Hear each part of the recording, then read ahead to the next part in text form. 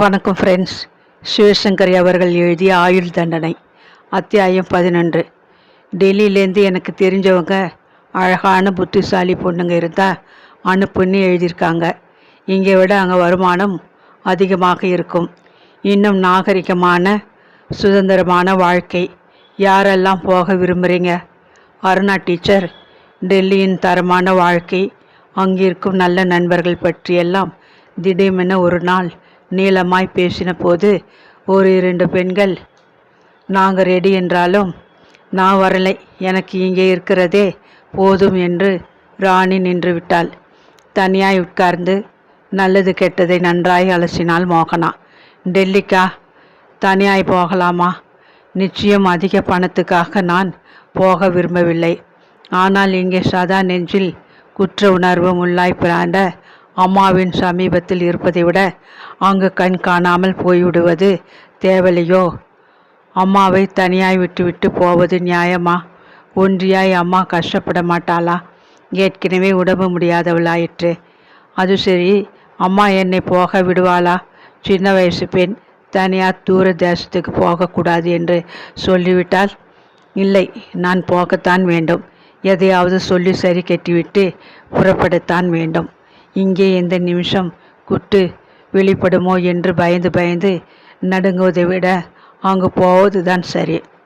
எப்படியாவது பல்லை கடித்து கொண்டு சில வருஷங்களை ஓட்டிவிட்டால் அதற்குள் வேறு வேலை கீழே என்று ஏதோ ஒரு ஏற்பாட்டை கண்ணியமாய் செய்து கொள்ள முடியாதா என்ன? மோகனா தீர்மானித்து விட்டாள். டெல்லியில் ஒரு நல்ல கம்பெனியில் ரிசப்ஷனிஸ்ட் வேலை. மாத சம்பளம் 700. தங்கமான மனிதர்கள் பெற்ற பெண்ணை போல மோகனாவை பார்த்து கொள்வார்கள். 1 வருஷம் வேலை பார்த்துவிட்டு இந்த பக்கம் மாற்றல் வாங்கி கொண்டு வந்து விடலாம் என்று அம்மா நம்பும் வகையில் அருணா டீச்சரை கொண்டு பேச வைத்துவிட்டு கிளம்பினாள். அவளைப் போலவே 8 பெண்களை பேயிங் கெஸ்ட் போர்வையில் வைத்து கொண்டு மிஸ்ஸஸ் தாவன் நடத்தின வீட்டில் 2 வருஷங்கள் வாழ்ந்தாள். டெல்லி வாழ்க்கை ஒரு தனி கதை. சிவப்பு விளக்கு பகுதியிலுள்ள பெண்களின் அவலமான நிலை போல இல்லாமல் இவர்களின் வாழ்க்கை அந்தஸ்தாயிருந்தது. மிஸ்ஸஸ் தாவனுக்கு வதவதவென்று வாடிக்கையாளர்கள் கிடையாது. பொறுக்கி எடுத்த சிலர் தாம். ஃபோன் மூலம் அழைப்பு வரும். ஹோட்டலுக்கோ அல்லது அவர்கள் குறிப்பிடும் இடத்துக்கோ ஒரு சில மணி நேரங்கள் போய் வர வேண்டும். அவ்வளவுதான். கையில் நல்ல பணம், போஷாக்கான உணவு, நாகரிக வாழ்க்கை. குறைப்பட்டு கொள்ள எதுவுமில்லை. கால்கள் என்ற வார்த்தைக்கு அங்குதான் மோகனா சரியான அர்த்தத்தை புரிந்து கொண்டாள். முழுசாய் 2 வருஷங்களை மிஸ்ஸஸ் தாவனோடு கழித்த பின்னர் அவளுக்கு ஒரு குறிப்பிட்ட தொகையை கொடுத்துவிட்டு தனியாய் வசிக்க ஷர்மிளாவும் பிரதிமாவும் பிரிந்து போன போது மோகனாவும் அவர்களோடு சேர்ந்து கொண்டாள். பிரதிமா ஷர்மிளாவும் மோகனாவை விட 2-3 வயசு பெரியவர்கள், பட்டதாரிகள், நல்லவர்கள். கனாட் பிளேஸுக்கு பக்கமாய் ஒரு பிளாட்டை வாடகைக்கு எடுத்துக்கொண்டார்கள். வீட்டு வேலைகளை கவனிக்க ஒரு வயசான ஆயா, குறிப்பிட்ட சிலருக்கு மட்டுமே தெரிந்த நம்பரை கொண்ட ஃபோன், நாகரிக உலகுடன் தொடர்பு, சௌக்கியமான வாழ்க்கை. தனியாக வந்த பிறகு தனக்குத்தானே சில விதிகளை மோகனா விதித்து கொண்டாள். மாதத்துக்கு 1000 ரூபாய் வருமானம் வரும் அளவுக்குத்தான் டேட்களை அவள் ஒப்புக்கொண்டாள். மேற்கொண்டு எந்த கோடீஸ்வரன் கொட்டி கொடுத்து அழைத்தாலும் சாரி என்று சொல்லிவிடுவாள்.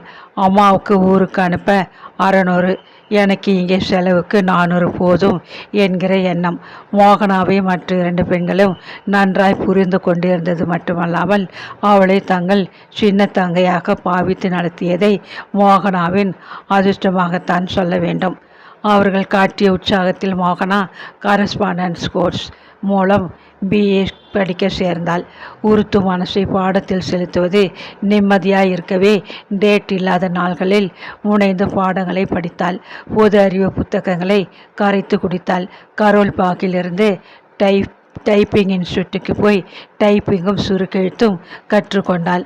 நடுநடுவில் 6 மாதத்துக்கு ஒரு முறை 15 நாள் சென்னைக்கு வந்து அம்மாவுக்கு நல்ல தினசிலும் இதம் தரும் நல்ல மகளாய் இருந்துவிட்டு டெல்லிக்கு திரும்பி விடுவாள். முதல் 1-2 வருஷங்கள் எங்கேயோ தனியாக இருந்து அவஸ்தைப்படுறியேம்மா என்று புலம்பின பார்வதி.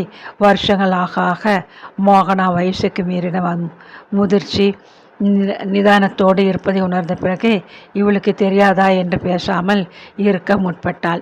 மோகனாவின் 22வது பிறந்த நாளுக்கு சில நாள்கள் இருக்கையில் அவள் வாழ்ந்து வந்த வாழ்வு சற்றும் எதிர்பாராமல் ஆட்டம் கண்டு இடிந்து போனது. பாலகிருஷ்ணனை காணவில்லை. நேற்று மாலை எப்படியே தப்பித்து போனவன் தேடி பார்த்த வரைக்கும் கிடைக்கவில்லை. உடனே வரவும் என்று ஆஸ்பத்திரி சூப்பரிண்டெண்டிடமிருந்து தந்தி வந்த அன்றே விமானம் மூலம் மோகனா சென்னைக்கு விரைந்தாள். என்ன விரைந்து என்ன? தம்பி கிடைக்காத செய்தியும் அதை கேட்ட அதிர்ச்சியில் உயிரை விட்ட தாயின் சடலமும் தான் அவளை வரவேற்றன. ஆக தன் உயிருக்குயிரானவர்களை இழந்ததை உணர்ந்த அதே நிமிஷத்தில் இனி தான் யாருக்காகவும் கஷ்டப்பட்டு சம்பாதிக்க வேண்டிய நிர்பந்தம் இல்லை என்று உண்மையையும் மோகனா புரிந்து கொண்டாள். எதற்கு பணம்? யாருக்காக? எந்த தம்பியின் வைத்தியத்துக்காக? எந்த தாய்க்காக? வேண்டாம். இனி கால்களில் மோகனாவுக்கு வேலை இல்லை, நிச்சயம் இல்லை. 1000 ரூபாய் பணம் வேண்டும் என்று இந்த மோகனா அலைய மாட்டாள். அவளுக்கு இத்தனை பண தேவையில்லை. அவள் தேவைகள் குறைவு, ஆசைகள் குறைவு. இனி அந்த மோகனாவும் வேண்டாம், அந்த பணமும் வேண்டாம். அம்மாவின் காரியங்களை கவனித்த பிறகு டெல்லிக்கு போன மோகனா பிரதிமா ஷர்மிளாவை உட்கார வைத்து கொண்டு தன் தீர்மானத்தை சொன்னாள். வாயை திறந்து எதுவும் குறுக்கே பேசாமல் கேட்டவர்கள் ராத்திரி முழுவதும் யோசனை பண்ணிவிட்டு காலையில் அவளிடம் வந்தார்கள். இந்த கால்கள் பிஸ்னஸை விட்டுடும்னு சொல்கிற, ஓகே ஒத்துக்கிறோம். மேற்கொண்டு உன் வாழ்வுக்கு என்ன பண்ண போகிற? ஒரு நிமிஷம் மோகனா யோசித்தாள். பிஏ படிச்சிருக்கிறதுக்கு எங்கேயாவது கிளார்க் வேலை கிடைக்காதா? எனக்கு டைப்பிங் ஷார்ட் அண்ட் தெரியும். டைப்பிஸ்ட் வேலை கிடைக்காதா? கஷ்டம் என்பது போல 2 பேரும் தலையை ஆட்டினார்கள். தோத்தல் பிஏ படிச்சுட்டு என்ன பெரிய வேலை கிடைக்கும்னு நீ எதிர்பார்க்குற மோகனா? எம்ஏ எம்காம் என்ஜினியர் படிப்பெல்லாம் படிச்சுட்டு நிறைய பேர் வேலை கிடைக்காம அல்லாடுறது உனக்கு தெரியாது. எங்களை கேட்டால் இன்னும் கொஞ்சம் நாளைக்கு கால்களாக இருந்தபடியே நீ காலேஜில் சேர்ந்து எம்ஏ படிக்கிறது தான் சரின்னு சொல்லுவோம். எம்ஏவா? 2 வருஷமா? நோ, வேண்டாம். லைப்ரரியன் சயின்ஸ் படியேன். அது 1 வருஷம் தானே? அதுவும் ஜாஸ்தி தான். சரி, செக்ரட்டரியல் கோர்ஸ் சேரு. 4 மாதம்தான். அதுக்குள்ளே ஈஸியாக நீ 3000 போல பணம் சேர்த்துடலாம். இந்த தொழிலை விட்டுட்டு புது வாழ்க்கை ஆரம்பித்து நீ எந்த ஊருக்கு போகிறதானாலும் கையிலே கொஞ்சம் பணம் இருக்கணும் மோகனா.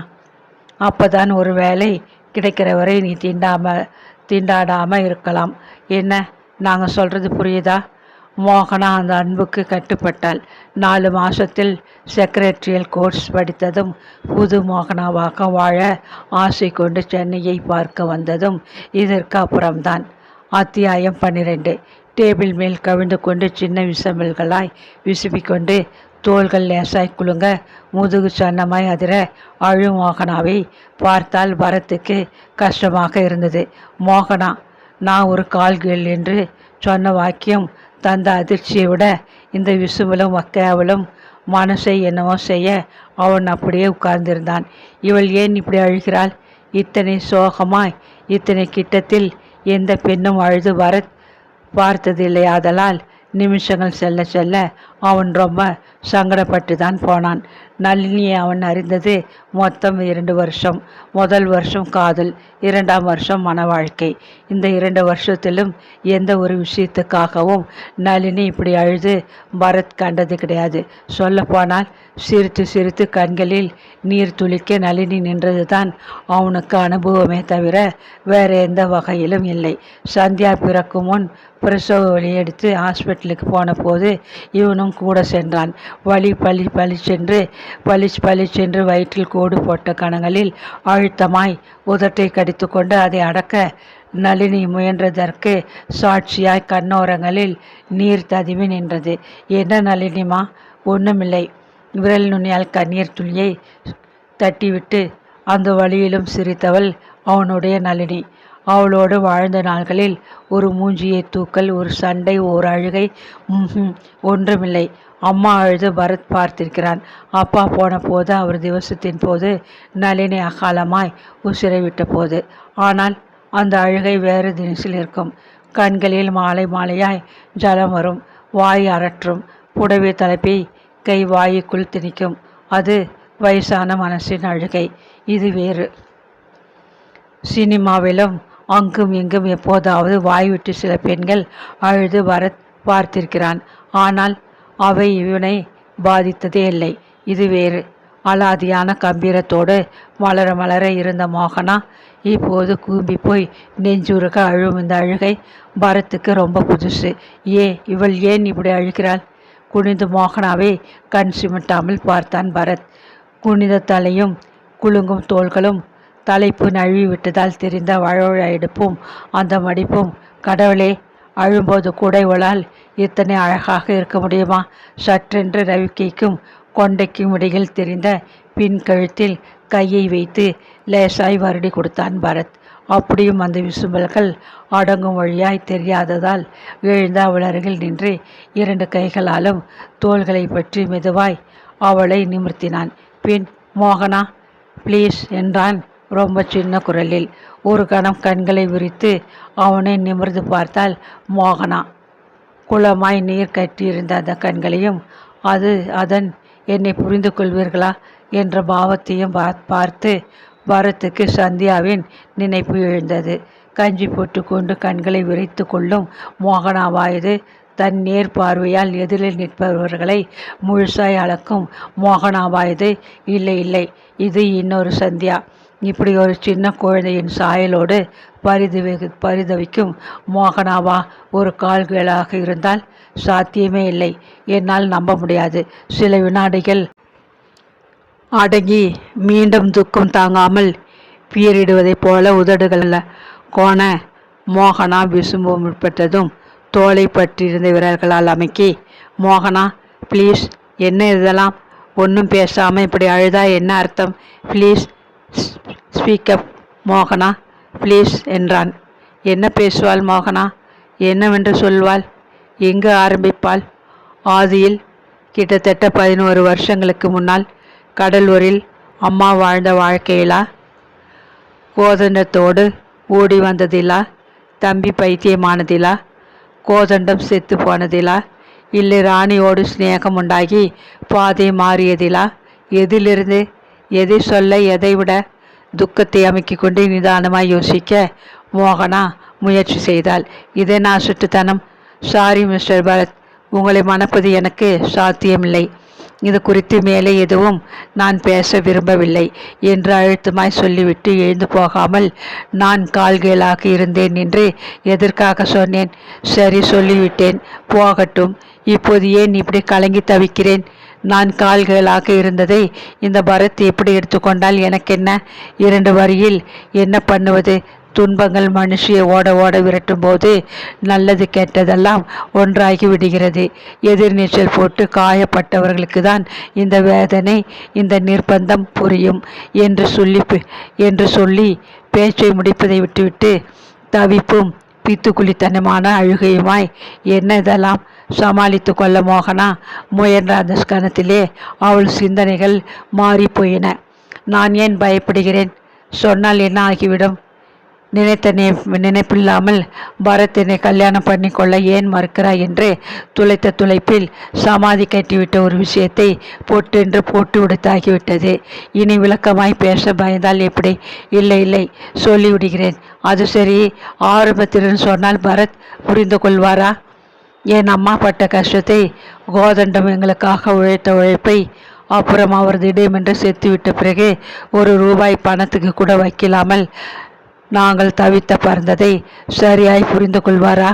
வேறு வழியே தெரியாமல் நிர்பந்தத்தின் காரணமாய் கடமையின் உந்துதலால் நான் உடம்பை விற்க முன் வந்ததை, நாதி என்று யாரும் இல்லாமல் போனதால் தொடர்ந்து 5 வருஷங்களுக்கு மேல் தான் நான் கால்களாகி இருந்திருந்தாலும் உடம்பு வெறி கொண்டு அலையாமல், ஆண்கள் ஸ்பரிசத்தால் உருகாமல், இன்னும் இன்னும் என்று பணத்துக்காக பறக்காமல் இருந்ததையெல்லாம் தம்பியும் அம்மாவும் போன மறுநிமிஷமே சம்பாதிக்க வேண்டிய என் நிர்பந்தம் மறைந்து மறுநிமிஷமே இந்த சகதியிலிருந்து நான் விடுபட விரும்பினேனே, அதை காசிக்கு போய் கங்கையில் மூழ்கி என் பாவங்களை எல்லாம் அலம்பிவிட்டேன் என்று சொன்னால் அதை ஹோ என்று பறிந்து விரிந்து ஆர்ப்பரித்த கங்கையும் அதன் கரையும் அந்த படிக்கட்டும் அதில் மணிக்கணக்கில் அமர்ந்து தான் சிலிர்த்ததும் திடீரென்று மோகனாவின் நெஞ்சில் கூத்தாடின. என்னவோ ஓர் ஆசை, இல்லை வெறி. ஏனோ டெல்லியிலிருந்து சென்னைக்கு வந்து புது வாழ்வு தொடங்கும் முன் கங்கையில் ஸ்நானம் செய்ய வேண்டும் என்கிற தாபம். வாரணாசி ஸ்டேஷனில் சாமான்களை ரிட்டேரிங் ரூமில் வைத்துவிட்டு ஒரு ஜோல்னா பையில் மாற்றுப்புடவை ரவிக்கை உள்பாவாடை துண்டுடன் டோங்காவில் ஏறி கங்கையை பார்க்க விரைந்ததை இப்போது நினைத்து பார்த்தால் மோகனா ஹனுமான் கட்டில் இறங்கி ரொம்ப நேரத்துக்கு கடைசி படிக்கட்டில் உட்கார்ந்து சலசலவென்று பிரவாகம் எடுத்த நதியை பார்த்து கொண்டு உட்கார்ந்திருந்தவளின் மனசுக்குள் 1000 எண்ணங்கள். அம்மாவை நினைத்தாள், தம்பியை நினைத்தாள், கோதண்ட மாமாவை நினைத்தாள். அழுத்தமில்லாத குரலில் மென்மையாய் அவர் பகவத்கீதா கிஞ்சித பீதா கங்கா ஜலலவா கனித மீதா என்ற முணுமுணுக்கும் ஸ்லோகத்தை நினைத்தாள். கங்கா ஜலலவா கனிகா மீதா. ஆச்சாரியா என்ன சொல்றார் தெரியுமா மோகனா? கங்கை ஜலத்திலே ஒரு திவலை பானம் பண்ணிட்டா தஸ்ய யமனேன சர்ஷா. அப்புறம் அவனோட யமன் கூட தர்க்கம் பண்ண மாட்டேன்னு. நிஜமா மாமா? நிஜமாவா மாமா? கங்கைக்கு அத்தனை சக்தியா? என்னம்மா அப்படி கேட்டுட்ட? 7 ஜென்மத்திலே பண்ண பாவத்தை அழுமிடுற சக்தி அவளுக்கு உண்டம்மா. மனுஷ பிறவி எடுத்துவிட்ட ஒவ்வொருத்தரும் ஜென்மம் கடைத்தேற ஒரு தரமாவது காசிக்கு போக வேண்டும் என்பதும், ஆயுசு முடிவதற்குள் ஒரு தரமாவது காசி மண்ணை மிதித்து அந்த கங்கையில் மூழ்கி எழ வேண்டும் என்பதும் கோதண்ட மாமாவின் ஆசை. இல்லை, அந்த அல்ப ஆசை கூட நிறைவேறாமல் அவர் தவறிவிட்டதை சொல்லி புலம்பிக்கொண்டே அம்மாவும் போய் சேர்ந்தால் இல்லை. கடைசியில் இந்த காசி தரிசனமும் கங்கை ஸ்நானமும் எனக்குத்தான் பிராப்தமா? ஒரு திவலை ஜலத்தை பானம் பண்ணி இந்த நீரை என் தலையில் தெளித்து கொண்டு விட்டால் பாவங்களுக்கு விமோசனம் கிடைத்து விடுமா? கண்களில் நீர் பிரவாகமாய் பெருக அன்று கங்கையில் பல முறைகள் மோகனா மூங்கி மூங்கி எழுந்தாள். ஜில்லென்று நீர் உடம்பை தழுவின போது மனசு சிலிர்த்து தான் போயிற்று. உடம்பு அழுக்கையும் உள்ள அழுக்கையும் ஒட்ட கங்காதேவி சுரண்டி அலும்பிவிட்ட மாதிரி ஒரு தெம்பு, ஒரு சந்தோஷம். ஈரம் சொட்ட சொட்ட சந்துகளில் நடந்து போய் காசி விஸ்வநாதரையும் விசாலாட்சியையும் கருணிய வடிவான அன்னபூர்ணையும் தரிசனம் பண்ணிய போது கோதண்ட மாமா ஆயுசில் ஒரு தடவையாவது காசி மண்ணை மிதிக்கணும்னு என்று சொன்னதற்கு அர்த்தம் புரிந்த மாதிரி இருந்தது. ஹர ஹர மகாதேவா, ஜெய ஜெய மகாதேவா. சலைவ கல்லிங்கத்தில் அத்தனை பக்தர்களும் அனைத்து தழுவுவதை பார்த்து கொண்டே மூளையில் மோகனா நின்றாள். சுவாமியை தொட பயம், தான் சுத்தமில்லாதவள் என்ற அச்சம். பிரமித்து நின்ற அந்த நிமிஷத்தில் நீதான் பரிசுத்தமாயிட்டியே, அப்புறம் என்ன என்று யாரோ கிசுகிசு உணர்வில் மோகனா திடுகிட்டு போனாள். யார்? யார் அது? அம்மாவா? கோதண்ட மாமாவா? இல்லை, கோதண்ட மாமா வாய் ஓயாமல் சொல்லி பெருமைப்பட்ட கங்கையா தனக்கு அப்போது சீர்த்ததையும் தைரியமாய் லிங்கத்தை நெருங்கி தொட்டு நமஸ்கரித்ததையும் இனி நான் புது மோகனா என்ற நிம்மதி மனசில் அலைப்பாய வெளியில் வந்ததையும் இப்போது மோகனா நினைத்து பார்த்தாள். இதையெல்லாம் பரத் புரிந்து கொள்வாரா? மோகனா என்ன பாரு. தோள்களை தட்டி பரத் லேசாய் உழுக்கவும் மோகனா தலையை திருப்பி அவனை பார்த்தாள். நான் தான் புது மோகனாவாக மாறிவிட்டேனே, அப்புறம் அத்தனையும் இவரிடம் சொல்ல எனக்கு என்ன தயக்கம்? என் மனசாட்சிக்கும் அந்த கடவுளுக்கும் உண்மை பூராவும் தெரியும். அப்புறம் யோசனை என்ன? மோகனா கண்களை துடைத்து கொண்டாள். தெளிந்துவிட்ட புத்தியோடு அவசரமில்லாமல் பேசத் தொடங்கினாள்.